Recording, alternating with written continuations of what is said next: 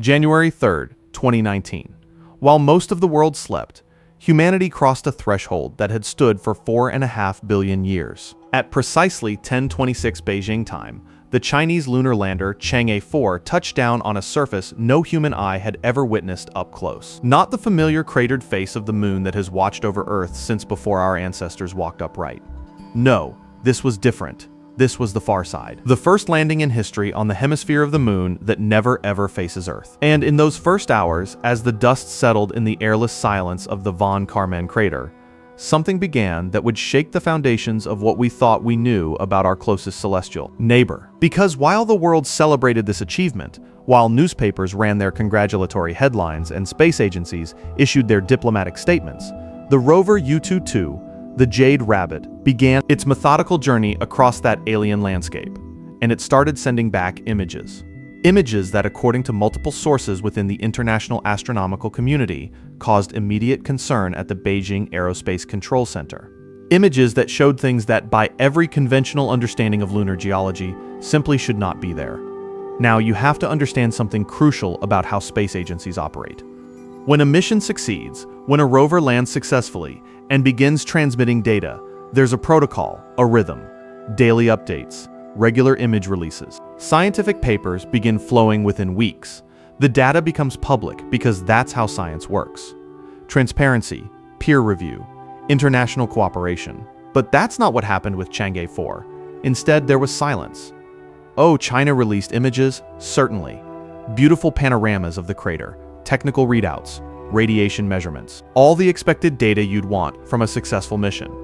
But according to researchers who've been tracking the mission since day one, there are gaps, significant gaps. Days where the rover was clearly operational.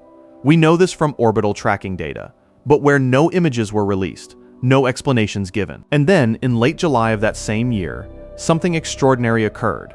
Mission Control issued an unusual command. The rover, which had been following its planned route, exploring the crater floor with methodical precision, suddenly stopped. Not for a scheduled rest period. Not for a planned systems check. It stopped because operators saw something in the images being transmitted back. Something in a small, unremarkable crater just meters from the rover's position. The official Chinese state media outlet, China Lunar Exploration Program, eventually published a brief description. They called it a colored, gel-like substance.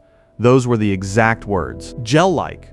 On the moon, where temperatures swing from 270 degrees Fahrenheit in sunlight to minus 240 in shadow, where there's no atmosphere, no liquid water, no biological processes that could create anything resembling a gel. The rover's entire schedule was altered. Scientists redirected it to investigate this anomaly. They used every instrument at their disposal: spectrometers, cameras, the rover's mechanical arm. And what they found was analyzed, cataloged, and then the information flow slowed to a trickle. When the scientific paper finally emerged months later, the explanation was neat, tidy, perfectly reasonable within conventional lunar geology. They called it impact melt breccia, rock that had been melted by an ancient asteroid strike and then cooled into this unusual formation. Case closed, except for one problem. Dozens of planetary geologists who've studied the released images have pointed out inconsistencies. The texture doesn't quite match known samples of impact melt. The color, described in some leaked internal communications as having a greenish tint, doesn't align with the composition of the surrounding regolith. And perhaps most troubling, the formation's location, sitting in a small crater within the larger von Karman basin, raises questions about how impact melt from billions of years ago could remain so pristine, so distinct from everything around it. But we're getting ahead of ourselves. Before we dive into what U-22 found, we need to understand where it found it. Because the far side of the moon isn't just another location. It's not just the unexplored half of a familiar world. It's the perfect place to hide something you never want found. Let's clear up a common misconception right now. The far side of the moon is not the dark side. Both hemispheres receive equal sunlight as the moon rotates. The term dark side is a misnomer that comes from our perspective here on Earth. But here's the thing. That misnomer might be more accurate than we realized, just not in the way most people think. Because the far side is dark in a different sense entirely, due to a phenomenon called tidal locking, the moon rotates at exactly the same rate it orbits Earth. This means one hemisphere perpetually faces us while the other remains forever turned away. For the entirety of human history, Until the Soviet Luna 3 probe sent back the first grainy photographs in 1959, no human being had ever seen the far side. Not ancient astronomers. Not Galileo with his revolutionary telescope. No one. But here's what makes it truly unique. Truly isolated from Earth in a way that should make anyone interested in secrecy sit up and pay attention. The far side is in complete radio silence from Earth. You cannot communicate with anything on the far side directly. The entire mass of the moon, 2,160 miles of rock, and whatever else might be in there, sits between you and home. Every mission to the far side requires relay satellites positioned at gravitational balance points just to send signals back. When Chang'e 4 landed, it needed the Qiuqiao relay satellite stationed beyond the moon just to talk to Beijing. This means that for most of human spaceflight history, the far side was not just unexplored, it was unexplorable. Any manned mission would lose all contact with Earth the moment they crossed the terminator into that hidden hemisphere. In the 1960s and 70s, with the primitive computers and communication systems of the Apollo era, that was simply unacceptable risk. Or at least that's the official explanation. But let's examine the facts more carefully. The Apollo program had extraordinary capabilities. We put 12 men on the moon between 1969 and 1972. We brought back 842 pounds of lunar samples. We left behind scientific instruments that transmitted data for years. These were not timid, risk-averse missions. These were the pinnacle of human courage and technological achievement. And yet every single Apollo landing site was on the near side. Not one ventured to the far side. Now, NASA's explanation is straightforward and, on the surface, entirely reasonable. Communication was essential. Safety was paramount. The near side had plenty of unexplored territory. Why take the additional risk? But here's what they don't often mention in the official histories. Several Apollo missions photographed the far side extensively during their orbits. The astronauts saw it with their own eyes. They took thousands of images. And according to some of those astronauts in interviews conducted years later, there were areas that mission control showed particular interest in, regions where they were asked to take additional photographs, specific craters that became subjects of intense study. And here's where it gets interesting. The von Karman crater, where Chang'e 4 landed, sits within the South Pole-Aitken basin, the largest, deepest, and oldest impact crater in the entire solar system. We're talking about a scar on the moon that's 1,500 miles across and 8 miles deep. This impact was so violent, so catastrophic, that it punched through the moon's crust entirely and exposed the mantle beneath. Think about what that means. If you wanted to study the moon's interior, to understand what it's really made of, this is where you'd go. And if there was something inside the moon, something that had been hidden beneath miles of rock for billions of years, this is exactly where it would be visible. The Soviet Union certainly thought this region was important. Between 1959 and 1976, they sent multiple probes to photograph and study the far side. Several of those missions failed under mysterious circumstances. Luna 15, intended to return samples from the far side ahead of Apollo 11, crashed. The Soviets never fully explained why. Luna 18, another sample return mission aimed at the far side, also crashed on landing in 1971. Were these just the expected failures of a difficult technical challenge? Probably. But it's worth noting that the Soviet Union, despite dozens of successful robotic missions to the near side, never managed a single successful sample return from the far side. Not one. China is the first nation to land successfully on the far side and operate there for an extended period. They chose the von Karman crater specifically because of its scientific value. That's the official line. The exposed mantle material, the ancient impact history, the potential for breakthrough geological discoveries, all perfectly legitimate scientific reasons. But von Karman crater has another characteristic that's rarely mentioned in the press releases. It's one of the most isolated spots in the solar system. You're on the far side, cut off from Earth by the moon's mass. You're at the bottom of a crater so deep that the crater walls block line of sight to the relay satellites for portions of the rover's journey. There are periods, minutes, sometimes hours, where even the Chinese with their dedicated relay satellite lose contact with U-22. If you were conducting research that you didn't want observed, if you were investigating something that you needed to keep secret not just from other nations, but from the prying eyes of commercial satellites and amateur astronomers with increasingly sophisticated equipment, this is where you'd go. This is the perfect hiding spot, and that's exactly where China found the gel. July 28, 2019.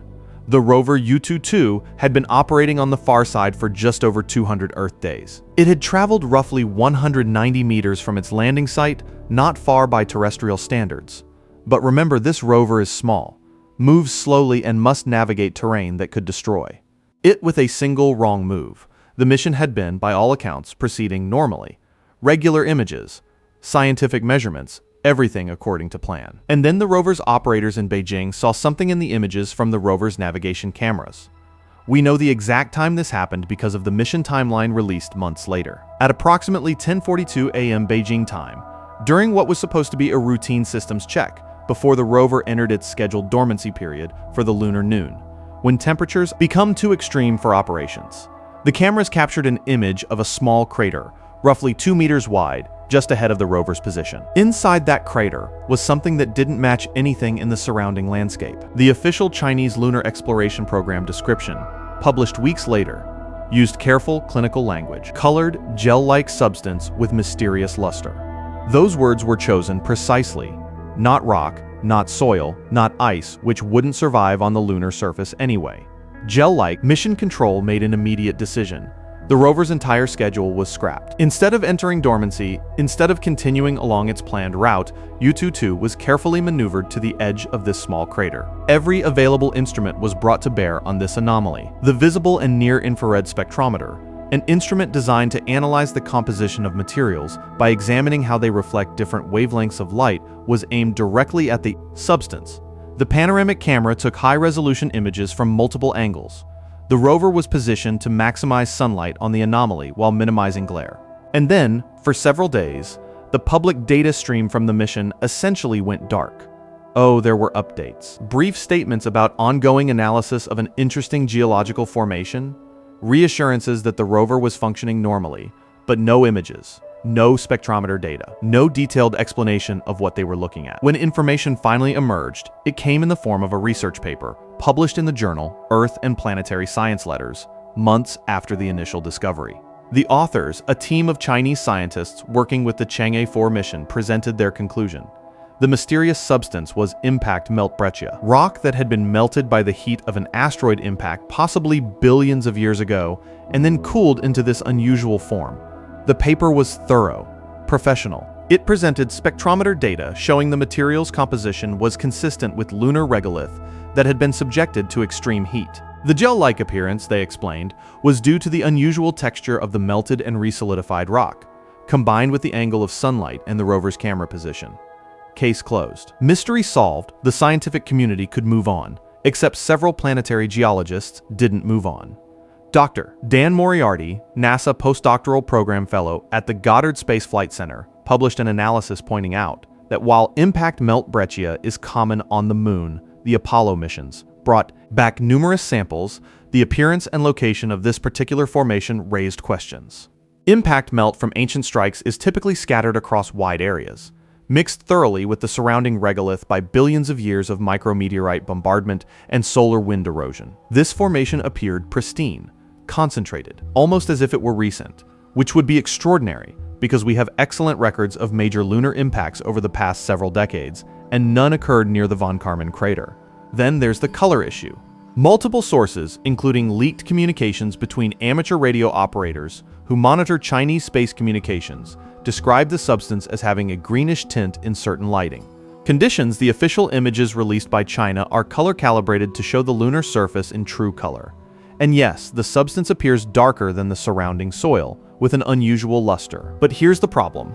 Lunar impact melt breccia samples from the Apollo missions are typically dark gray to black. They can have a glassy appearance. Certainly. But green? That suggests a composition with elements or minerals not typically found in high concentrations in lunar regolith. Some researchers have pointed to the possibility of contamination, perhaps material from the impactor itself, if it was an asteroid with an unusual composition. Carbonaceous chondrites, a type of asteroid rich in organic compounds, can have a greenish hue. If such an asteroid struck the Moon and its material mixed with the lunar rock during melting, that could explain the color.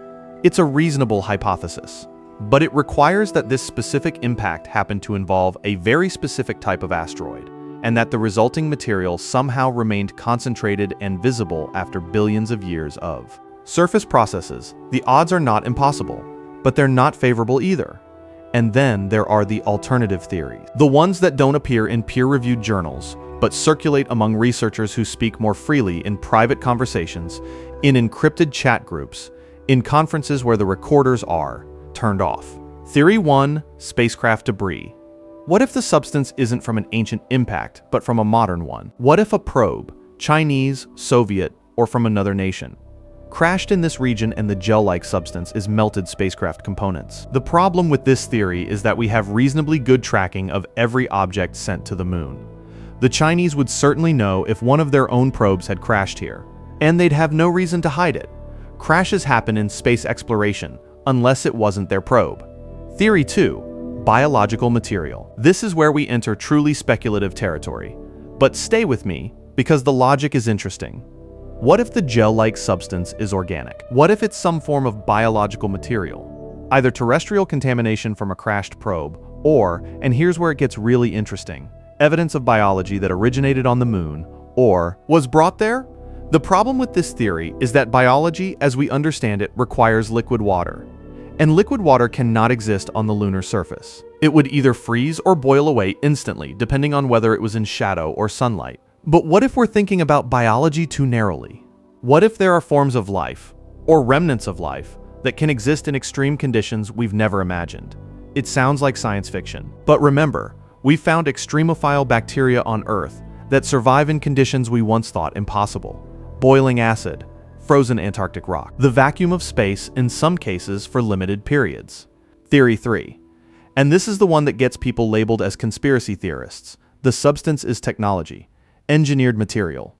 Something designed to serve a function that we don't understand because we're not looking at the product of human engineering. This theory asks us to accept that there is or was a technological presence on the moon, that this gel-like substance is the remnant or active component of something built by intelligence, and that the Chinese government recognized this immediately, which is why they altered the rover's entire mission to investigate it, and why the information flow became so restricted. The evidence for this theory? Essentially none, beyond the oddities already mentioned. The color, the texture, the pristine condition, the location in a crater within the South Pole-Aitken basin, where theoretically any evidence of the moon's interior or what might be hidden in that interior would be most accessible. It requires accepting a premise that most scientists correctly regard with extreme skepticism, that we are not alone, and that evidence of other intelligence has been on the moon, perhaps for a very long time.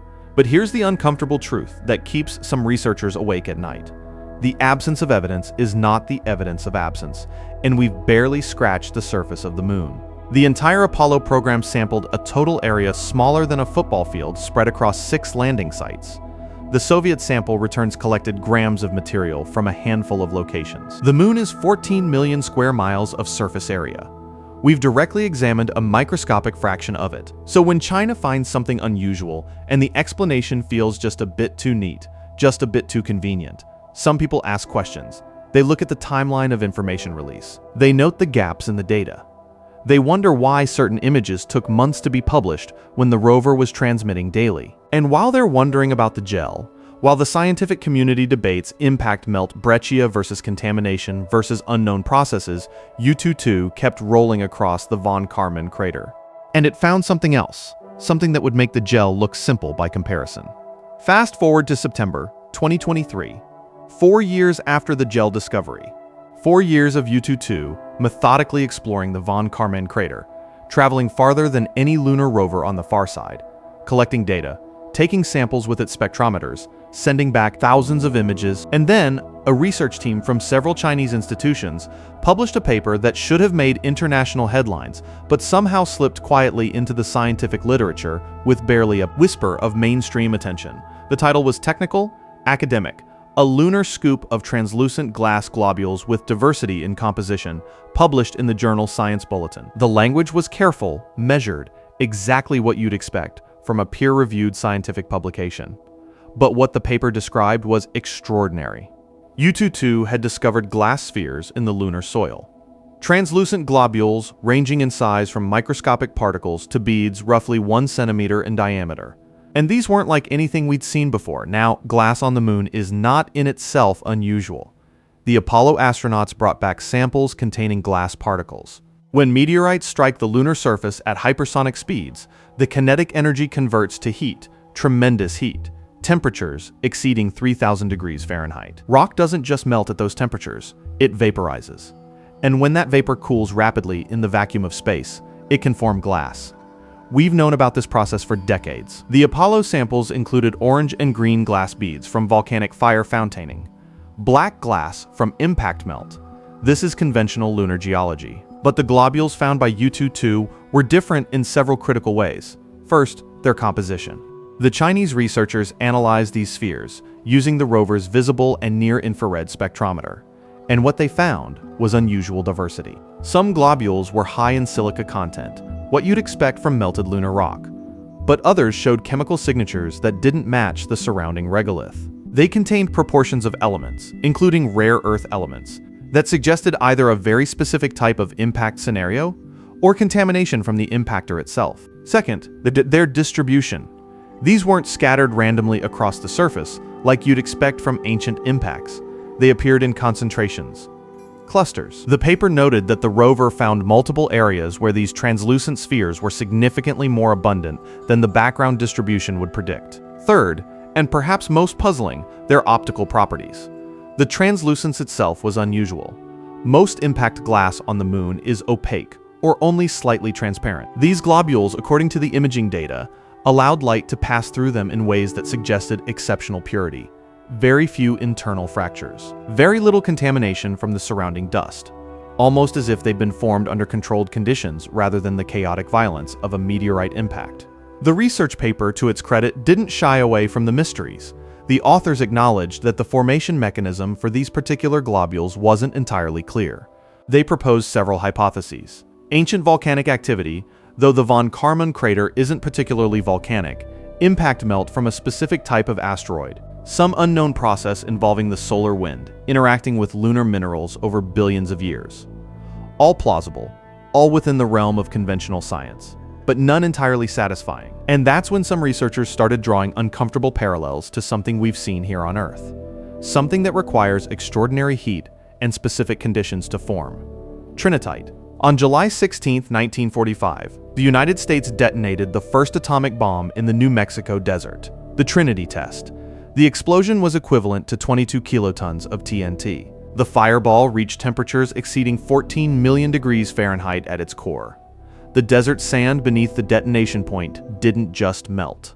It fused into a new substance, a glassy, slightly radioactive material that came to be called trinitite. It's typically light green, though it can be black or red depending on what minerals were present in the sand.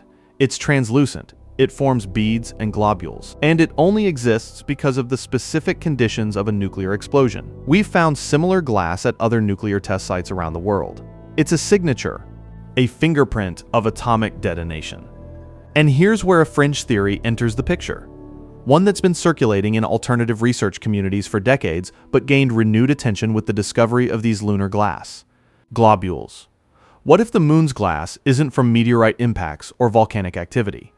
What if it's from nuclear detonations? The theory goes like this. The moon shows extensive evidence of cratering far beyond what we'd expect from natural solar system evolution. Some researchers have pointed to the sheer number of craters, their specific distribution patterns, and the presence of certain isotopic anomalies in lunar samples as potential evidence of artificial explosions. Could there have been a nuclear war on the moon? Not recently, obviously. We're talking about the distant past. Perhaps billions of years ago when the moon was younger. When, if this theory holds any water at all, it might have been inhabited or used as a base by some intelligence. The glass spheres would be the remnants. The atomic signature frozen in translucent beads, scattered across the surface, gradually buried and then re-exposed by subsequent impacts over geological timescales. It's a wild theory. It requires accepting not just that intelligent life existed in our solar system, but that it was technologically advanced enough for nuclear weapons, and that it conducted warfare on the moon itself. Most scientists correctly dismiss this as baseless speculation. There are perfectly natural explanations for glass on the moon. The isotopic anomalies can be explained by the moon's formation and bombardment history. The crater distribution matches computer models of natural impact scenarios. But And this is what keeps the theory alive in certain circles. We don't actually have samples from the areas where U-22 found these specific globules. We can't test them directly for radioactive isotopes that would definitively prove or disprove nuclear origins. We're relying on spectrometer data from millions of miles away, filtered through instruments that, while sophisticated, have limitations. And there's another aspect to these glass spheres that the scientific papers mention only briefly, but that deserves more attention. Some of them are hollow. The Chinese research team noted that spectral analysis suggested internal voids in certain larger globules, hollow glass spheres. Now, this can happen naturally, gas bubbles trapped during rapid cooling. We see it in volcanic glass on Earth. But it can also be engineered. Hollow glass microspheres are manufactured on Earth for various industrial applications. They're lightweight, strong for their size, and have useful thermal properties. If you were going to engineer materials for use in the lunar environment, where weight is a critical factor for anything transported from elsewhere, where thermal insulation is valuable, where you need materials that can withstand radiation and extreme temperature swings, hollow glass spheres would be on your list of useful components. Is that what these are? Ancient manufactured materials, their purpose long forgotten, scattered across the crater floor, and slowly being buried by cosmic dust. Or are they exactly what the Chinese scientists concluded? Natural formations from impact processes we don't fully understand yet. The honest answer is we don't know. We can't know without bringing samples back to Earth for detailed laboratory analysis. And while China has announced plans for sample return missions, including from the far side, they haven't specifically targeted these glass globule locations, at least not publicly. But while the scientific community was quietly debating the origin of translucent glass beads, the internet was exploding over something else U-22 had found. Something that captured the public imagination in a way that mysterious gel and glass spheres never could. Something geometric. Something that looked from a distance like it absolutely should not be there. December 3, 2021, 2 years after the gel discovery. The U-22 rover's navigation camera captured an image that would go viral within hours of its release. On the horizon, approximately 80 meters distant, silhouetted against the black sky of the lunar vacuum, was a shape, a cube, not a boulder, not a rock formation. From the angle and distance of the photograph, it appeared to have geometric edges, straight lines, right angles. It looked for all the world like a structure, like something built. The image quality wasn't high. Navigation cameras are designed for basic terrain assessment, not detailed photography. There was pixelation. The object was small in the frame, perhaps only a few dozen pixels across, but those pixels suggested geometry that natural lunar rock formations don't typically produce. The internet, predictably, lost its collective mind. Within days, the image had been analyzed, enhanced, discussed, and theorized about on every platform imaginable. Alien base found on Moon. China discovers extraterrestrial structure. Mystery cube on the far side. The headlines wrote themselves. And to their credit, the Chinese Space Agency didn't dismiss the public interest. They did something remarkable. They announced that U-22 would detour from its planned route to investigate the object up close. They gave it a nickname, the Mystery Hut, and they invited the world to wait and see what it really was. That 80-meter journey took months. Understand, U-22 is not a fast rover. It's designed for careful navigation across treacherous terrain. It moves at roughly 200 meters per hour at maximum speed, but averages far less because it must constantly analyze the ground ahead, avoid hazards, navigate around obstacles. It enters dormancy during the lunar night, which lasts roughly 14 Earth days. It must survive temperature extremes that would destroy most terrestrial technology. So the journey to the Mystery Hut became a kind of slow-motion space drama. The Chinese Space Agency released periodic updates, images showing the rover getting closer, the cube gradually growing larger in the frame. And as it grew larger, something became apparent to anyone watching carefully. It wasn't a perfect cube. The geometric appearance from 80 meters away had been an optical illusion created by the camera angle, the lighting, and the limits of the navigation camera's resolution. As U-22 approached, as the panoramic cameras captured higher quality images from multiple angles, the true nature of the object began to emerge. It was a rock, a large boulder sitting on the rim of a small crater. And its shape, while unusual, was the product of entirely natural fracturing patterns. The official reveal came with images and even a humorous touch. Chinese Space Agency personnel pointed out that the rock from certain angles resembled a rabbit, a jade rabbit even, Like the rover's namesake from Chinese mythology, the shadow of one portion of the rock created the appearance of two ears. Other features suggested a body. The rabbit-shaped rock. Mystery solved. Case closed. The internet collectively shrugged, moved on to the next viral phenomenon, and the mystery hut faded from headlines. But not everyone moved on. Because when you look carefully at the timeline, at the images released, at what the Chinese Space Agency did and didn't show, there are questions that deserve answers. First, let's acknowledge what we can verify. The final high-resolution images do indeed show a rock. There's no question about that. It's not a building, not a manufactured structure, not an alien base. Anyone claiming otherwise is either misinformed or deliberately spreading disinformation. But here's what's interesting. The Chinese Space Agency released a carefully curated set of images from the approach. We didn't get continuous coverage. We got periodic updates, images from day one of the approach, then a week later, then 2 weeks after that, and finally the reveal. What we didn't get was the full repository of images that U-22 must have captured during that journey. The rover's cameras operate frequently. It takes hundreds of images during any extended journey for navigation, scientific documentation, and mission record keeping. Where are those images? Some researchers who've been tracking the mission closely have pointed out gaps in the publicly released data, days where the rover was clearly operational, but where the only images we received were brief navigation snapshots, not the full panoramic surveys that the mission typically provides. Now there are innocent explanations for this. Data storage limitations. Bandwidth constraints with the relay satellite. The Chinese Space Agency curating releases to maintain public interest, without overwhelming people with redundant images of empty lunar terrain. All valid, all reasonable. But consider the journey itself. 80 meters across the von Karman crater floor. That's not a short trip for this rover. It took 2 to 3 months, navigating around obstacles, choosing the safest path. And during that entire journey, the mystery hut wasn't the only thing visible in the distance. If you look carefully at some of the released images, and several amateur astronomy groups have done exactly this, enhancing and analyzing every pixel, there are other features on the horizon. Other formations that from a distance appear unusual. Not cube-shaped, but still geometric in ways that catch the eye. The Chinese Space Agency hasn't addressed these. They focused attention on the mystery hut, provided a satisfying explanation, and moved on with the mission. And here's another detail that's often overlooked. The crater where the rabbit rock sits. The small crater right next to where the mystery hut appeared to be positioned.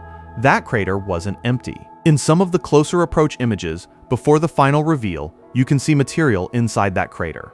Dark material, different from the surrounding regolith. The resolution isn't sufficient to determine what it is. It could be shadow, could be impact melt, could be concentrated deposits of the glass spheres we discussed earlier, or it could be something else entirely.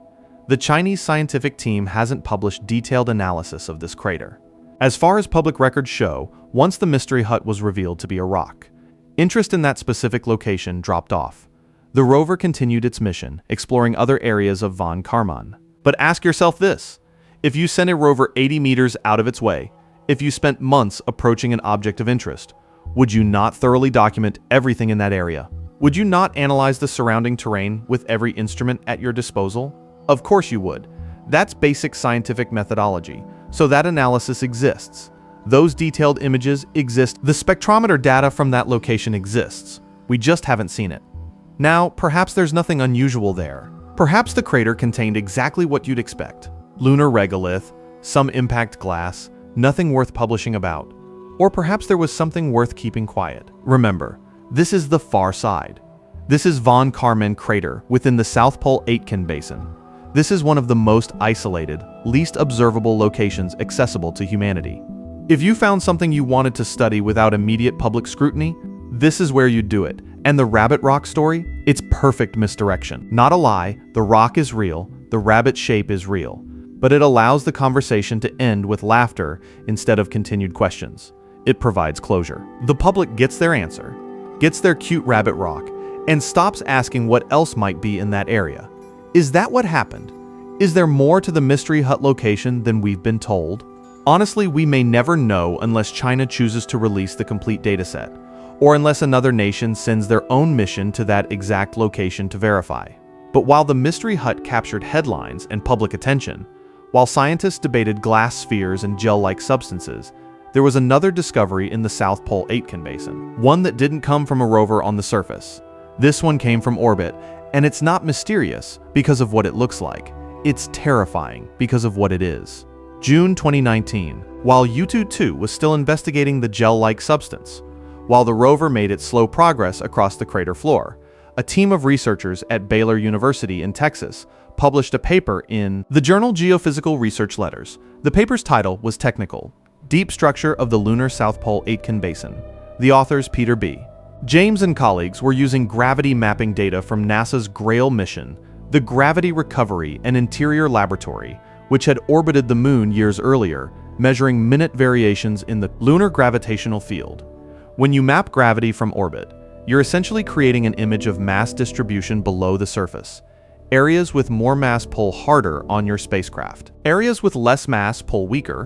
By measuring these variations with extraordinary precision, you can determine what's beneath the surface without ever drilling or digging. And what GRAIL found beneath the South Pole-Aitken basin defies easy explanation. There is a mass anomaly buried under the surface, a concentration of material denser than the surrounding rock. And when I say large, I need you to understand the scale we're discussing. This anomaly is roughly 2,100 miles across. It extends to a depth of at least 186 miles into the moon's interior. Its mass is approximately 2.18 times 10 to the power of 18 kilograms. Let me put that in perspective. That's 2.18 quintillion kilograms. That's roughly 5 times the mass of the big island of Hawaii. Except instead of sitting on the surface where we can see it, it's buried deep under the lunar crust, invisible to cameras, detectable only through its gravitational signature. The Baylor University team did the calculations. This buried mass is sufficient to depress the floor of the South Pole-Aitken basin by more than half a mile compared to what the basin's depth would be without it. The weight of this thing is literally pulling the moon's surface downward. What is it? The published paper offered the leading hypothesis. It's the remnant of the asteroid that created the South Pole-Aitken basin in the first place. When you have an impact violent enough to create a crater 1,500 miles across and 8 miles deep, the asteroid responsible must be enormous, possibly 100 miles in diameter. And crucially, not all of the asteroid vaporizes on impact. Some of it, especially the dense metallic core, could survive the collision and become embedded in the moon's mantle. Over billions of years, it would sink somewhat due to its density, but might remain largely intact, suspended in the partially molten or plastic rock of the lunar interior. This is the official explanation. It's supported by computer modeling of large-scale impacts. It matches what we know about asteroid composition and lunar geology. And it's probably correct, but let's examine some aspects of this discovery that the academic papers mention only in passing. Aspects that raise uncomfortable questions if you let yourself think about them too long. First, the composition.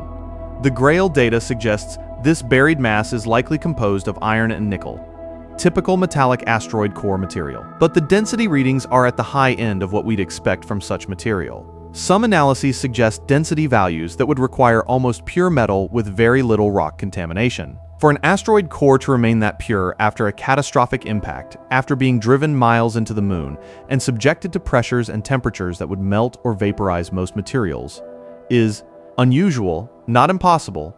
Impacts are chaotic, and specific conditions might allow for this, but unusual. Second, the shape. While the anomaly is roughly circular, matching the South Pole-Aitken basin itself, the gravitational data shows it's not uniformly distributed. There are variations in density within the structure. Some regions are denser than others. Some areas show sharp boundaries between high-density and normal-density material. Natural asteroid cores can have internal variations, certainly. Differentiation during the asteroid's formation could create layers or pockets of different materials. But the patterns in this anomaly have struck some geophysicists as oddly regular, not perfectly geometric. We're not talking about right angles or anything that blatant, but statistical analyses of the density variations show less randomness than you might expect from a naturally formed and naturally impacted object.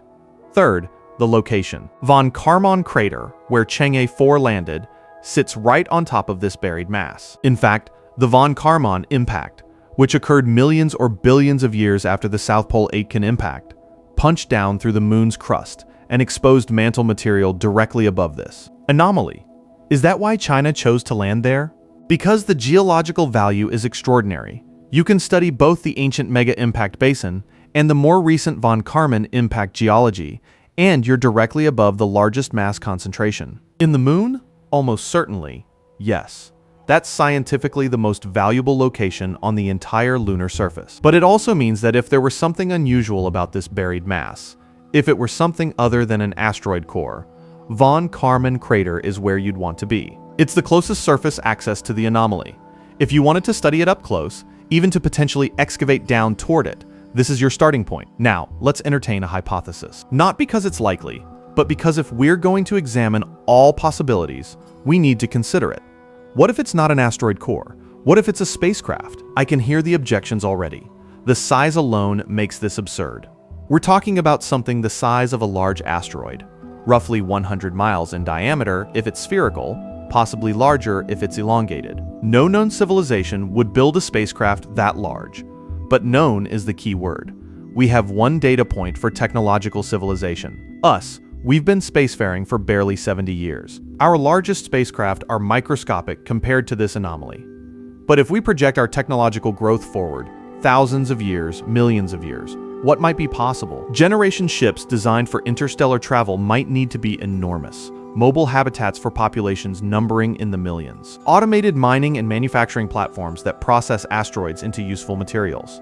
Or, and this is where it gets truly speculative, what if it's not a spacecraft but a device? Something designed to do a specific job, to perform a function we can't conceive of because we lack the physics framework to even ask the right questions. The argument against this is simple: Occam's razor. The simplest explanation is usually correct. An asteroid core is a simple explanation that fits the data. An ancient alien spacecraft or device requires us to accept multiple extraordinary claims without extraordinary evidence. Fair enough. But here's what keeps some researchers awake at night. The moon itself is weird. It's too large relative to Earth. No other planet in the solar system has a moon proportionally as massive. Its density is wrong. It's less dense than Earth, suggesting it doesn't have a proportionally sized iron core like we'd expect. Its orbit is nearly circular and in Earth's equatorial plane, which is statistically unlikely for a captured object. The leading theory for the moon's origin is the giant impact hypothesis. A Mars-sized object called Theia struck the early Earth, and the debris coalesced into the moon. This theory explains a lot: the composition, the angular momentum, the isotopic similarities between Earth and lunar samples. But it's also extraordinarily convenient. We needed an explanation, and we crafted a scenario that fits. And while the giant impact hypothesis is supported by computer modeling and lunar samples, we don't have direct evidence that Theia existed, or that the impact occurred exactly as theorized. What if the moon's origin is something else? What if it was placed in Earth orbit? What if it serves a function? This is the hollow moon theory, and we'll discuss it more later. But for now, consider this.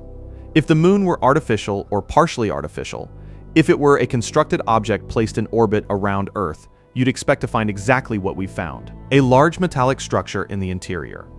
Unusual density distributions, gravitational anomalies that don't quite match natural formation scenarios. And if that metallic structure were damaged, perhaps by the very impact that created the South Pole-Aitken basin, you'd expect to see exactly what we see: a massive anomaly visible through gravity mapping, exposed material in the deepest craters, evidence that something inside the moon is different from what we'd expect. Am I saying the buried mass under the South Pole-Aitken basin is proof the moon is artificial?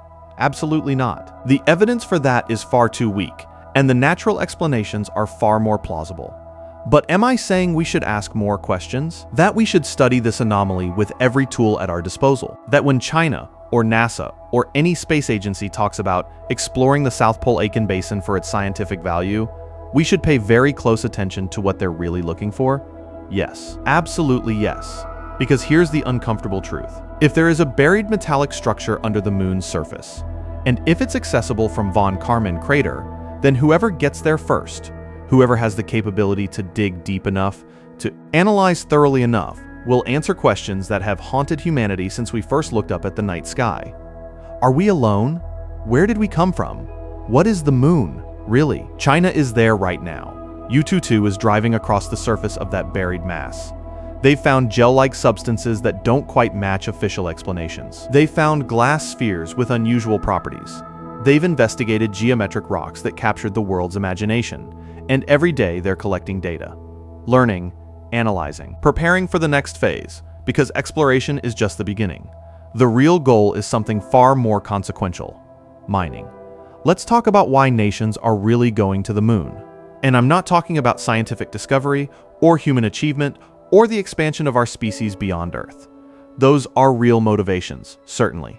But they're not what's driving the new space race. What's driving it is energy, specifically a helium isotope that barely exists on Earth but is abundant on the moon. Helium-3. On Earth, helium-3 is extraordinarily rare. Our atmosphere contains approximately 35,000 metric tons of it total, diffused across the entire planet. It's created primarily by the radioactive decay of tritium, and we use minuscule amounts in scientific research, cryogenics, neutron detection, lung imaging. The price for helium-3 on the terrestrial market, when you can even acquire it, runs approximately $2,000 per liter. For comparison, gold is roughly $60 per gram. Helium-3 is more valuable than gold by weight, but that scarcity, that extraordinary value, exists only on Earth. The moon is saturated with it. For billions of years, the solar wind, a stream of charged particles ejected from the sun, has been bombarding the lunar surface. Unlike Earth, the moon has no magnetic field, no atmosphere to deflect this radiation. The solar wind strikes the surface directly and becomes embedded in the lunar regolith, and the solar wind contains helium-3. Current estimates suggest the moon holds anywhere from 1 million to 5 million metric tons of helium-3 in its surface soil. The highest concentrations are believed to be in the lunar maria, the dark basaltic plains, but significant amounts exist everywhere, including the highlands and the far side. Now, you might be asking, why does this matter? What makes helium-3 so valuable that nations would spend billions of dollars, risk international conflict, and race to establish mining operations on another world? The answer is fusion power. Nuclear fusion, the process that powers the sun, has been the holy grail of energy research for 70 years. If we could harness fusion on Earth, we'd have effectively unlimited clean energy, no greenhouse gases, no long-lived radioactive waste like fission reactors produce, just abundant power from fuel that's readily available. The problem is that every fusion approach attempted so far requires tritium, which is radioactive, or deuterium-tritium reactions that produce high-energy neutrons. Those neutrons damage reactor walls, create radioactive waste, and make fusion power far more complicated than its proponents initially hoped. But helium-3 fusion is different. When you fuse helium-3 with deuterium, a heavy isotope of hydrogen that's abundant in seawater, the reaction produces helium-4 and a proton. No neutrons, no radioactive waste, just clean energy and a harmless charged particle. The reaction is harder to achieve than deuterium-tritium fusion. It requires higher temperatures, stronger magnetic confinement. But the payoff is extraordinary. 100 metric tons of helium-3, an amount that could theoretically be extracted from the top 3 meters of lunar regolith, covering an area of about 1 square kilometer, could power the entire United States for 1 year. Think about that. 1 square kilometer of moon dirt could replace every power plant in America. The total helium-3 on the moon could power human civilization at current consumption levels for thousands of years. This is why China is going to the moon. This is why they're not just exploring, they're preparing infrastructure. In December 2017, China announced its Lunar Exploration Roadmap. Phase 1, orbital missions. Phase 2, landers and rovers. Phase 3, sample return missions. And then Phase 4, a permanent research station at the lunar South Pole, operational by 2030. They've already completed sample return. Chang'e 5 brought back lunar material from the near side in 2020. Chang'e 6 returned samples from the far side in 2024. These weren't just scientific missions, they were proving the technology for repeated round trips. The permanent base is next, and China has been remarkably open about its purpose. Yes, scientific research, yes, testing technologies for deep space exploration, but also, and they don't hide this, resource assessment and eventual resource extraction, helium-3 mining. The Chinese Academy of Sciences has published papers outlining the methodology. You don't dig traditional mines on the moon. You use automated systems to scoop and heat the regolith, extracting the helium-3 through thermal processing. The energy requirements are substantial, which is why the South Pole is valuable. There are areas near the lunar poles that receive near-constant sunlight, allowing for solar power generation. You'd need large-scale operations, dozens of processing units, transportation infrastructure to move the extracted helium-3 to a central facility. spacecraft to ferry it back to Earth. China is working on all of this.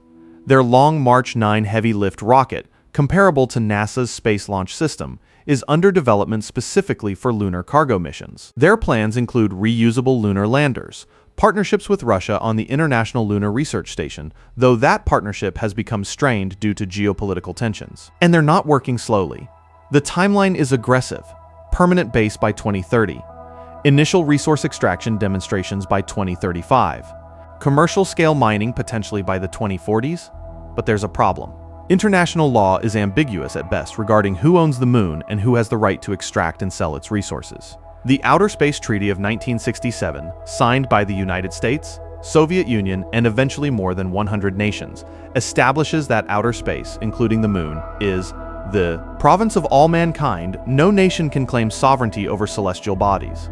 But the treaty says nothing explicit about resource extraction by private companies or state-owned enterprises. It prohibits national appropriation but is silent on economic exploitation. The United States addressed this with the Commercial Space Launch Competitiveness Act of 2015, which grants American companies the right to own resources they extract from asteroids. And the moon, Luxembourg passed similar legislation. The UAE has followed suit. China hasn't needed specific legislation because their space program is state-run. But they've made their position clear through actions rather than words. They're going to the moon. They're going to mine it. And they consider it their right to profit from what they extract. This puts China on a collision course with the United States and other spacefaring nations. Because while everyone wants helium-3, the accessible deposits are limited. The South Pole, with its near-constant sunlight and potential water ice in permanently shadowed craters, is the most valuable real estate in the solar system beyond Earth. And whoever controls it controls the future of energy on Earth. Bill Nelson, the administrator of NASA, is not prone to hyperbole. He's a former astronaut, a former senator, a career politician who understands the value of measured language. So when he tells the media that he's concerned about China landing on the moon and saying, "This is ours, stay out," people should pay attention. That quote is from 2023. Nelson has repeated variations of it multiple times. He's warned Congress that China's space program is, in his words, very good, and that their progress should be seen not just as competition, but as a potential threat to American interests. He's not alone. The United States Space Force, established in 2019, often mocked as a punchline but very real and very serious in its mandate, has identified Chinese lunar activities as a key area of concern. Why? Because the moon is increasingly seen not as a scientific frontier, but as strategic territory. Think about what a permanent Chinese base at the lunar South Pole means in practical terms. They have boots on the ground, or boots in regolith at least. They have infrastructure. They have supply lines established, technology proven, and experience operating in that environment. If conflict arises over mining rights, over territory, over anything at all related to lunar resources, China has the advantage of presence. The United States is scrambling to catch up. The Artemis program, NASA's plan to return Americans to the moon, has been delayed repeatedly. Artemis I, the uncrewed test flight, finally launched in 2022. Artemis II, a crewed flight around the moon, is scheduled for no earlier than 2025. Artemis III, the actual lunar landing, keeps slipping. Current estimates put it at 2027 at the earliest. China plans to land their taikonauts on the moon by 2030. 3 years. That's the gap we're looking at. But it's not just about landing dates. It's about what you do once you're there. NASA's Artemis program is designed around international cooperation. The Artemis Accords, signed by the United States and more than 30 partner nations, establish principles for lunar exploration, transparency, peaceful purposes, interoperability, resource extraction rights that respect international law. China hasn't signed the Artemis Accords. Neither has Russia. Instead, China is building its own coalition, the International Lunar Research Station, partnering with Russia, potentially with other nations that align more closely with Beijing than Washington. We're watching the moon become a proxy for Earth's geopolitical tensions. The same dynamics that play out in the South China Sea, in Eastern Europe, in trade disputes and technology competition, are now extending 240,000 miles into space. And there's a military dimension that no one wants to say out loud, but everyone understands. The Outer Space Treaty prohibits weapons of mass destruction in space and forbids military bases on the moon, but it allows for military personnel to participate in peaceful exploration. The line between a research base and a military installation can be very thin. China's space program is run by the People's Liberation Army Strategic Support Force, not a civilian agency. The military, every Chinese taikonaut, is a military officer. Every launch, every mission, every piece of technology developed for lunar exploration has potential dual-use applications.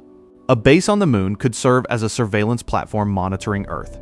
The communications infrastructure required for lunar operations could be repurposed for military coordination. The resource extraction technology could be adapted for other purposes. Am I saying China is planning to militarize the moon? Not necessarily. But I am saying the capability is there, and capabilities shape intentions. The United States isn't innocent in this either. Space Force's budget is classified in many areas, but we know they're developing technologies for satellite defense, space domain awareness, and what's euphemistically called space control. Both. Nations are investing in systems that could, if necessary, deny each other access to space assets. Anti-satellite weapons, directed energy systems, cyber warfare capabilities targeting ground stations and communication networks. The moon is part of this strategic calculus. A nation with a permanent lunar presence has advantages beyond resource extraction. They have a foothold beyond Earth's gravity. Well, they have experience with the logistics of sustained space operations. They have demonstrated capability that translates to prestige, influence, and power. This is the context in which we must understand China's lunar program.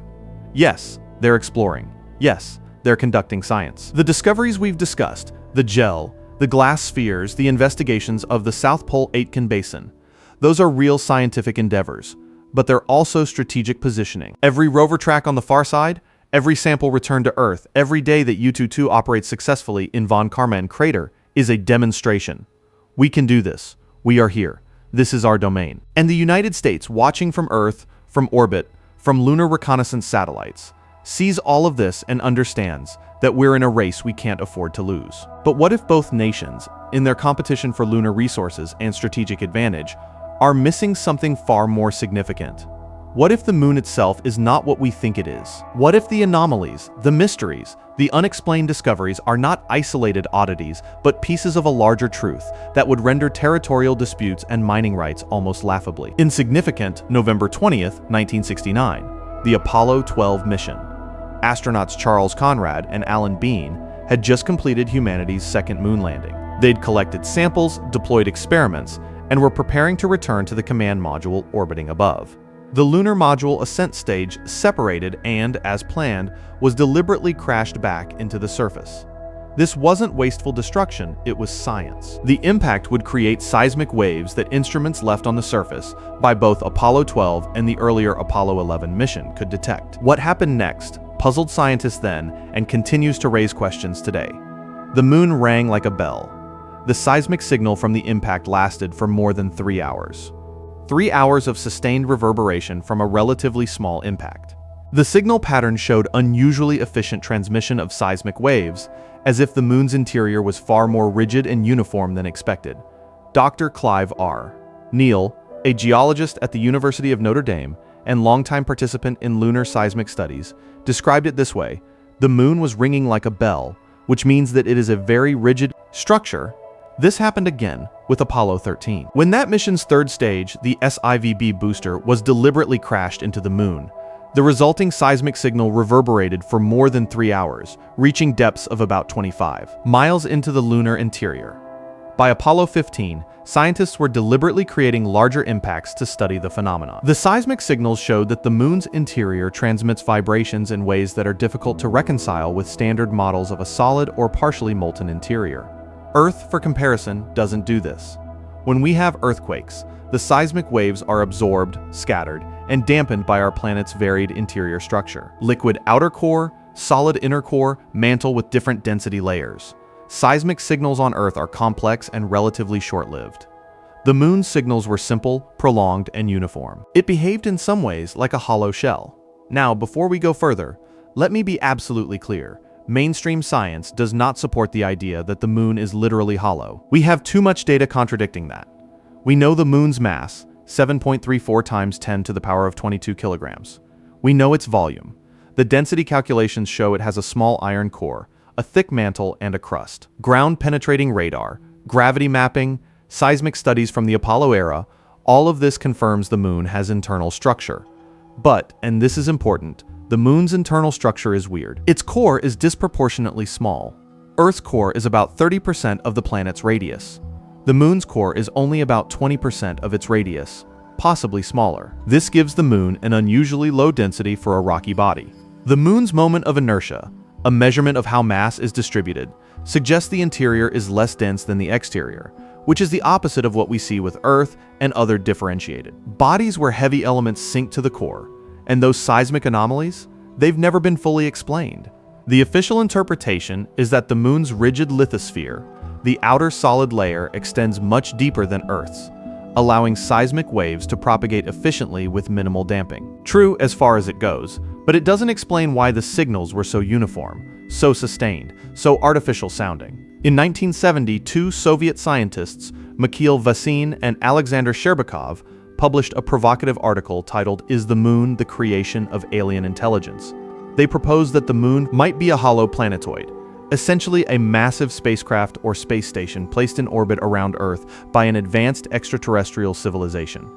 Their evidence, the seismic anomalies, the moon's unusual orbital characteristics, the improbable size ratio between Earth and moon, the fact that the moon always shows the same face to Earth, tidal locking, which is natural, but remarkably convenient if you wanted one hemisphere to remain perpetually hidden. The scientific community dismissed this as pseudoscience. And rightly so. Extraordinary claims require extraordinary evidence. And Vasin and Sherbakov had intriguing observations but no hard proof. But the idea wouldn't die. It persisted in alternative research communities, and with each new lunar discovery, it gained fresh attention. The massive metallic anomaly under the South Pole-Aitken basin, that fits the hollow moon theory perfectly. If the moon were a constructed shell, you'd expect internal support structures. A metallic framework, perhaps damaged or exposed by the catastrophic impact that created the basin. The glass spheres with unusual optical properties, perhaps remnants of manufacturing processes. Ancient construction materials scattered across the surface and buried over geological time. The gel-like substance that doesn't quite match natural lunar geology, unknown technological residue. Something left behind by whoever built this place.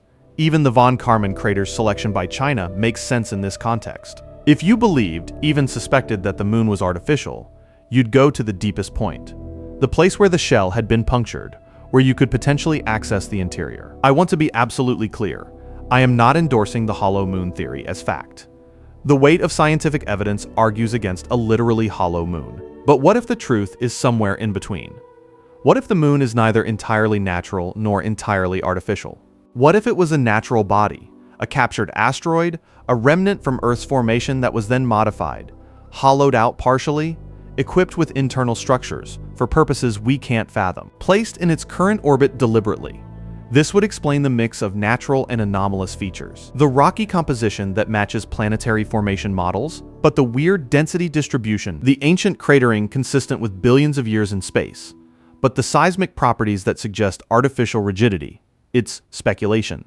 Wild speculation unsupported by peer-reviewed research. But ask yourself, if you were an advanced civilization capable of stellar travel, capable of engineering on planetary scales, and you found a primitive world with emerging life, Earth 3 or 4 billion years ago, what might you do? You might observe. You might establish a presence. You might place a monitoring station in orbit, something that could watch this world evolve over geological timescales. And if you wanted that station to last, to survive billions of years, you wouldn't build a fragile spacecraft. You'd use a natural body, hollow it out, reinforce it, make it essentially indestructible except by the most catastrophic impacts. You'd make it look natural from the outside. Just another moon, just another rocky satellite. But inside would be something else entirely. The Apollo seismic instruments are long dead now. We haven't had operating seismometers on the moon since the 1970s. The Chinese Chang'e missions haven't included seismic instruments in their lander packages. But that will change. Both China and NASA have proposed future missions with seismic monitoring, deeper penetrating ground radar, drilling operations that could reach miles beneath the surface.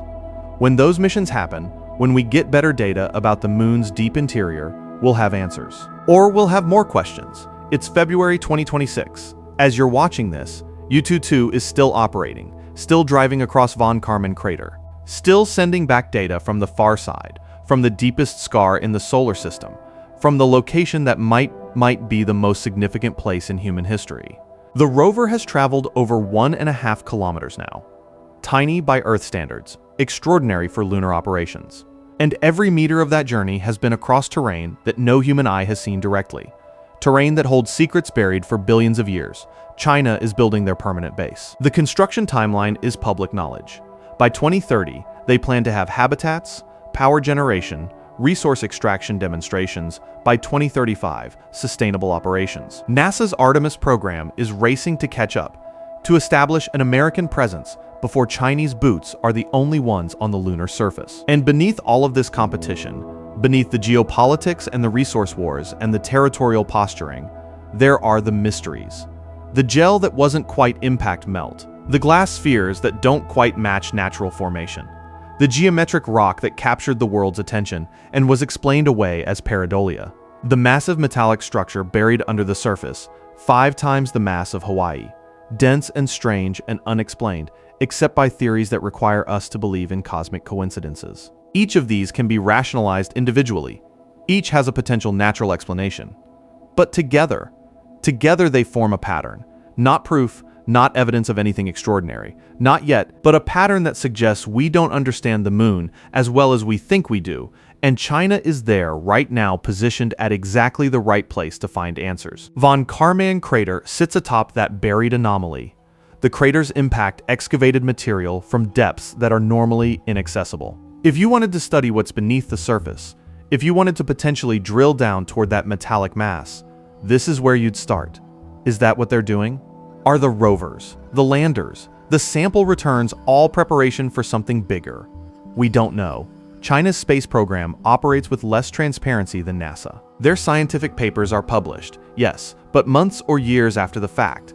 Their images are curated. Their mission objectives are stated in broad terms that allow for interpretation. They could be doing exactly what they say, exploring, learning, preparing for resource extraction. Or they could have found something that has changed everything, and they're simply not ready to share it with the world yet. Consider what disclosure of extraterrestrial intelligence would mean. Not little green men landing on the White House lawn. Something more subtle but more profound. Evidence of ancient technology. Proof that we are not the first intelligence in this solar system, perhaps not even the first on Earth's doorstep. How would humanity react? Some would celebrate, others would panic. Religious frameworks would be challenged. Philosophical assumptions about our place in the cosmos would crumble. The geopolitical implications, which nation controls access to alien technology, who gets to study it, who profits from it, would make current space race tensions look like children arguing over toys. No government would rush to make such an announcement. They'd want to be certain. They'd want to control the narrative. They'd want to understand what they'd found before the world demanded answers they couldn't provide. So if China has found something, truly found something, on the far side of the moon, in the depths of Von Karman crater, near that massive buried anomaly, we might not know for years, or we might never know at all. But here's what we do know. What's indisputable? For the first time in history, humanity has the capability to dig deep into the moon, to mine it, to excavate it, to access regions that have been sealed beneath the surface since the solar system formed. We're going to do it, not for science. Primarily, though science will benefit, not for exploration, though we'll call it that. We're going to do it because there's profit to be made.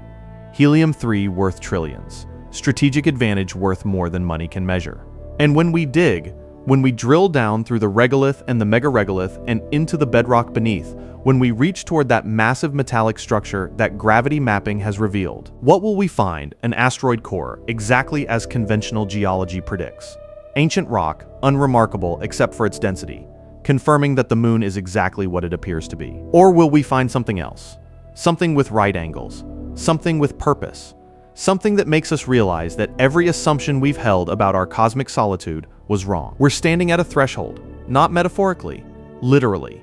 The next decade will bring permanent human presence on the moon. Bases, mining, industry, and inevitably, deeper exploration. The far side will not remain dark. Not dark in the sense of unknown much longer. China is there now, alone, exploring at their own pace, sharing what they choose to share. Soon others will join them. America, perhaps Europe, India, private companies with enough capital to make the journey. And together, or separately, cooperatively, or competitively, we're going to answer questions that have haunted us since we first looked up and wondered. Are we alone? What is the moon really? What secrets has it been keeping, silently orbiting Earth for 4.5 billion years? The gel in the crater, the glass in the dust, the cube on the horizon that turned out to be a rabbit-shaped rock. Or did it? These might be nothing. Misidentified geology, natural phenomena we simply haven't encountered before. Or they might be breadcrumbs, clues left by time, by accident, by design, leading us toward a truth that will change everything we think we know about our place in the universe. China is following those breadcrumbs right now. The question is not whether they'll find what they're looking for. The question is whether they'll tell us when they do, and whether humanity is ready for the answer. The moon has kept its secrets for billions of years, but every secret eventually comes to light. We're about to find out what happens when this one does.